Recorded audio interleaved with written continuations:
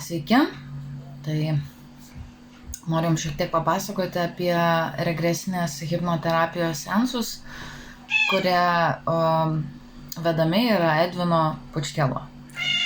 Tai nekreipkite dėmesio, mano katė dabar mato boružėlę ir už tai neduoda jai ramybės.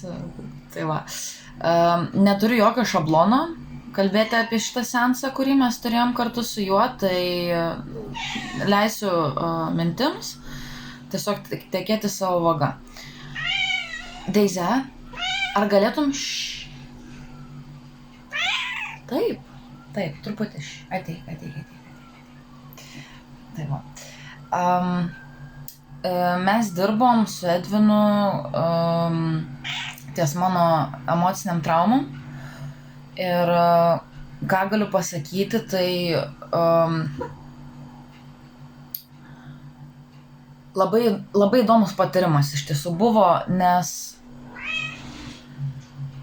jisai per hipnozę sugebėjo, ir įeiti į tą pasąmonę, mes kartu, ar ne, jisai kaip palydovas mano sugrįžti, tarkim, į tam tikrus labai skaudžius praeities įvykius ir paleisti užsistovėjusias emocijas, ta prasme, kur aš net nemaniau, kad man antiek iš tikrųjų skauda ten.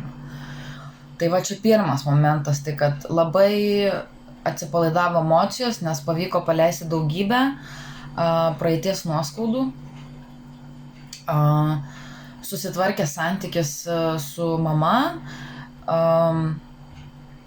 mūsų bendravimas tapo atviresnis, aš ją pradėjau kažkaip paprasčiau žiūrėti ir su didesne pagarba.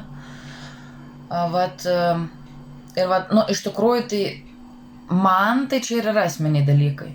Prasme, kur aš jau buvau praradus absoliučiai viltį, kad tai tiesiog gyvens su manim iki gyvenimo galo. Bet Edvinas parodė, kad iš tiesų per regresinę hipnoterapiją kartu su juo galima vis dėlto pašalinti visus blokus, visą tai, kas trukdo gyventi ramiau, paprasčiau ir su atvira širdim.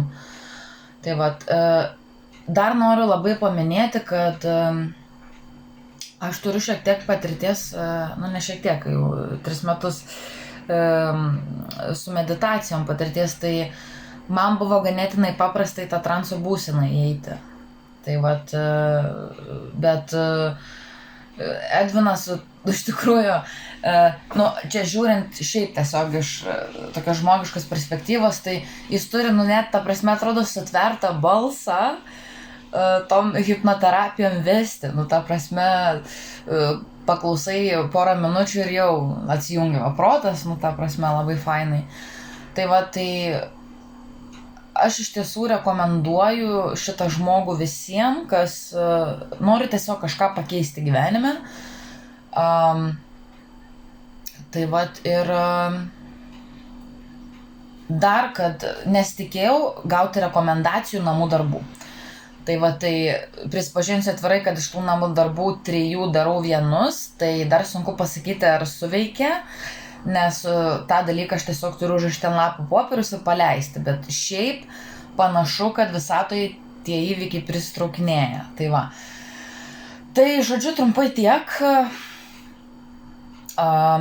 Linkiu visiems smagių patyrimų, smagaus gyvenimo ir daugiau vidinės ramybės, harmonijos ir pusiausvyros.